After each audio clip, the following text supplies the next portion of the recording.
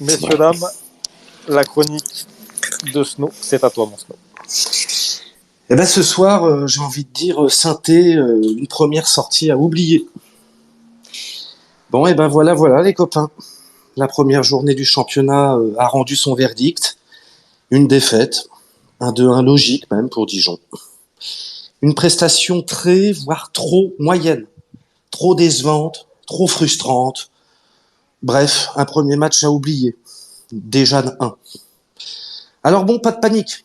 C'est le premier match, avec un nouveau coach qui globalement doit composer avec une équipe qui ressemble un peu à celle de l'an dernier. Alors forcément, on pouvait pas espérer jouer au football comme ça, d'un claquement de doigts.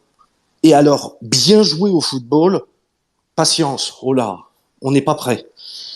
Clairement, je le craignais, et puis je le crains toujours. Ces compositions d'équipe avec des joueurs en instance de départ, des joueurs qui ont la tête ailleurs, certains étudient des contrats d'autres clubs, bref. Les joueurs sont pas dedans, clairement on l'a vu, on l'a ressenti contre Dijon. Alors les matchs de préparation restent des matchs de préparation, mais notre premier match, il reflète parfaitement notre avant-saison. Des joueurs pas inspirés, un fond de jeu qu'on a du mal à voir, des joueurs parfois perdus même. Bon, ok, l'équipe est en rodage, mais quand même, première journée de championnat, on est la SSE quand même. Le coach donne sa confiance à certains joueurs, et non, ça suffit pas. Les joueurs en se coupent pas une. Masson à la rue totale. Mais mettez-moi Palencia. Dieu existe. Youssouf a été vendu, mais pareil, il doit même pas jouer celui-là à Dijon. Mettez-moi le jeune mouton. Et puis par pitié, sortez Bouanga, Camara du 11, quoi. Sortez-les de l'équipe. Ils y sont plus, les mecs. Ils veulent plus en jouer. Quand Camara, il y a quelques semaines, a refusé le brassard de capitaine, c'est pas une pression du rôle ou c'est pas une inexpérience. C'est juste qu'il veut se barrer. Il veut plus en jouer. Alors on met d'autres mecs, c'est tout. Les pas concernés dehors. Bon alors ok, c'est le début et patience. Attendons de voir. Après, ce qui est bien de ce qu'on croit voir, c'est que Laurent Bradclès, il va pas mâcher ses mots. C'est un coach, il va rentrer un peu dans la gueule des joueurs et les critiquer, les piquer au vif.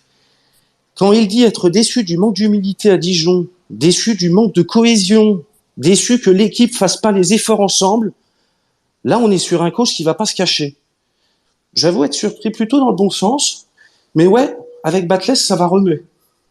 On sent qu'il va leur dire leur cas de vérité, et ô Seigneur, c'est un coach qui, si tu es nul, le week-end d'après, tu es sur le banc, mon pote.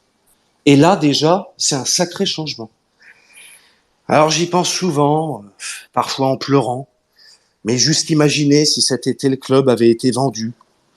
Peut-être que c'est nous qui serions sur Alexis Sanchez, le Chilien, à Geoffroy Guichard, en Ligue 1 en fusion.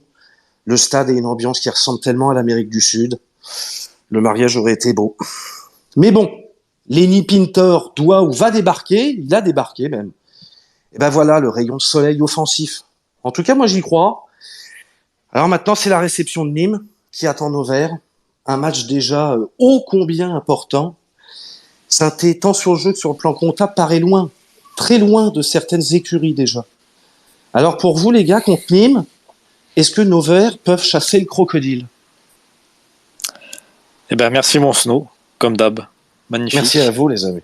Bravo, et pour ta question à la fin de ton récit, je te dis non. On fera. T'es pas objectif, Laudrac. On fera les pronostics. On fera les pronostics à la fin.